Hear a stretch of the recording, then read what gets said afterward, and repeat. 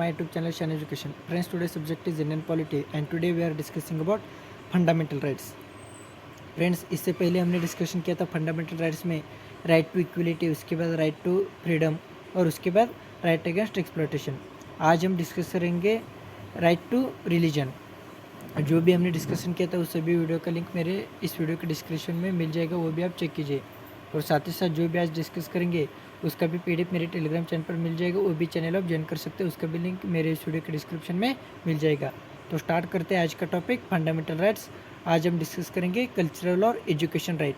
Right to जो religious right है, cultural education right, वो आज हम देखेंगे. पहला है protection of interest of minority. हमारा जो आर्टिकल 29 कहता है protection of interest of minority. Article 29 provides that every section of a citizen residing in any part of the country have the right to protect and conserve its own distinct language, script or culture. It provides the right to group, section, community of people. जो article 29 provide कर कोई भी section of citizen हो जो हमारे India में रेसाइड करता है उसको राइट है अपना जो लैंग्वेज है, जो स्क्रिप्ट है, कल्चर है, उसको क्या करने का, कंजर्व करने का अधिकार है. ये आर्टिकल 29 कहता है any section of the citizen. Further it say that no citizen shall be denied admission in any educational institute on a ground of only religion, race, caste or language. It provides the right to an individual citizen. और ये भी provide करता है कि article किसी भी citizen को discrimination नहीं करेगा एजुकेशन इंस्टीट्यूशन में on the ground of religion, race, caste और लैंग्वेज. और article 29 grants protection to both religious, linguistic as well as cultural minority. और फ्रेंड्स, ये जो राइट्स है ये सिर्फ माइनॉरिटी के लिए रिस्ट्रिक्टेड नहीं है, बल्कि it is commonly assume to be it include minority as well as majority. इस आर्टिकल में मेजोरिटी और माइनॉरिटी कोई भी सेक्शन हो उसका जो लैंग्वेज स्क्रिप्ट है वो कंजर्व कर सकती है. ये रहा article 29 protection of interest of minorities. अब हम देखते हैं article 30 right of minority to establish and administer educational institution. Article 30 grant करता है all the minority the following rights. The right to establish and administer educational institute of their choice. अपने choice का जो establish करने का educational institution. उसके बाद the compensation amount fixed by the state for the compulsory acquisition of any property of a minority educational institute shall not be restrict or abroad the right guarantee to them. मतलब article जो हमारे Indian constitution है उसमें provide करते जो government है कोई भी लैंड ले सकते हैं कंपेंसेशन अमाउंट दे के, लेकिन अगर वो जगह माइनॉरिटी एजुकेशनल इंस्टीट्यूशन करा तो वो अमाउंट देकर वो नहीं ले सकते. और this provision was added by 44th Amendment Act 1978 to protect the right of minority in this regard. एक कब ऐड किया गया? 44 Amendment Act 1978. The state shall not discriminate against any educational institution managed by minority. और state कोई भी education institution को discrimination नहीं कर सकती. Thus the protection under Article 35 only to minority, religious, cultural or religious, or does not extend to any other section of citizen. Article 30 और 29 का difference है. आर्टिकल 29 सभी लोगों के लिए अवेलेबल है, माइनॉरिटी और मेजोरिटी, लेकिन आर्टिकल 30 सिर्फ और सिर्फ माइनॉरिटी, रिलीजियस, कल्चर और लिंग्विस्टिक.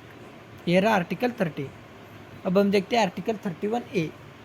आर्टिकल 31 क्या प्रोवाइड करता है कि it's save 5 categories of law from being challenged and invalid on the ground of contraction of the fundamental right confirm by article 49 article 19.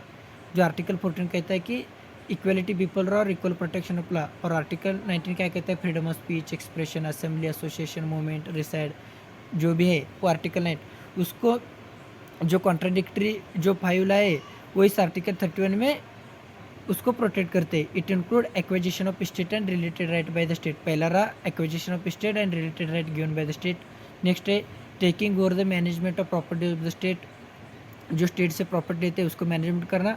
अमागलेशन of corporation, corporation को अमागलेशन करना. Extinguishment or modification of right of director or share holder of corporation. Extinguishment or modification of mining lease. It also provides the guaranteed right to compensation in case of acquisition or reacquisition of the private property by the state. ये जो 5 ऊपर लाए उससे contradictory article 49 से वो save करते हैं. और ये भी प्रोवाइड करती है कि किसी भी गवर्नमेंट ने अगर प्रॉपर्टी हासिल किया तो उनको कंपेंसेशन दे देगी. ये रहा आर्टिकल 31A.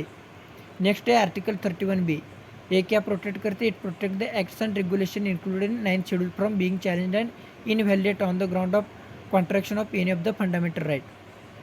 जो 9th शेड्यूल में है, जो हमारे शेड्यूल है 1 टोटल, उसमें जो 9th शेड्यूल है उसमें ये कुछ एक्ट्स और रेगुलेशन इंक्लूड किए उसको चैलेंज करने से प्रोटेक्ट करते हैं। The scope of article 31B is wider than article 31 as it immunize any law including the 9th schedule from the fundamental right, unlike 31 that protect only 5 category. आप कोई भी law बना सकते आर्टिकल 31B में डालेंगे तो वो प्रोटेक्ट करेंगे, ऐसा ये आर्टिकल है। ये 31 से भी वाइडर है क्योंकि 31 में सिर्फ 5 लॉ है, 5 कैटेगरी, लेकिन 31 में सभी लॉ आप इंक्लूड कर सकते हैं। लेकिन सुप्रीम कोर्ट ने इन आयर कोयले जो केस है 2007 उसमें कहा कि 9th शेड्यूल है वो स्क्रूटिनिटी करेंगे, अगर वो कोई भी लॉ अगर basic structure of the constitution of fundamental right को वायलेट करेंगे तो हम जुडिशियल रिव्यू कर सकेंगे। और सुप्रीम कोर्ट ने कहा कि जो भी केशवानंद भारती केस हुआ बेसिक स्ट्रक्चर ऑफ कॉन्स्टिट्यूशन, उसके बाद जो रॉ रूल्स और रेगुलेशन अपने 9th शेड्यूल में डाला गया तो हम जुडिशियल रिव्यू ले लेंगे, उस पर एक्शन करेंगे, ऐसा सुप्रीम कोर्ट ने 2007 में आयर कोयले केस में जजमेंट दे दिया। अब है article 31C, it contain 2 provision. It say that no law that seek to implement socialist directive principle specified in Article 39B and C shall be declared void on ground of contraction of the fundamental right confirmed by Article 14 और Article 19। हमारे direct to state principal है वो जब fundamental right खत्म होगा तो हम directive principle of state policy discuss करेंगे, जिसमें आर्टिकल 39B और 39 से वो जो सोशलिस्ट प्रिंसिपल है अगर वो आएंगे तो जो आर्टिकल 14 और 19 है वो जाएंगे। उस पर अगर कोर्ट आर्टिकल 14 और आर्टिकल 9 आपका जो कॉन्ट्राडिक्ट रहा उसका आपका अगर राइट नहीं गया तो आप कोर्ट में जाकर नहीं सकते कि हमारा फंडामेंटल राइट आर्टिकल 14 और 19 अब्रोग है। इसलिए जो 39B और 39(6) है तो 14 और आर्टिकल अंडर जो 19 है वो आर्टिकल जाएंगे। Moreover no law containing a declaration that it is for giving effect to such policy shall be questioned in any court on the ground that is does not give effect to such policy. और ये भी provide करते हैं कि कोई भी law और ऐसा कंटेन है कि इस पर सच पॉलिसी को कोई भी क्वेश्चन नहीं कर सकता in court on the ground of it does not give effect to such policy. ये रहा आर्टिकल 31C। आज हमने डिस्कशन किया कल्चर और एजुकेशन राइट आर्टिकल 29 और 30।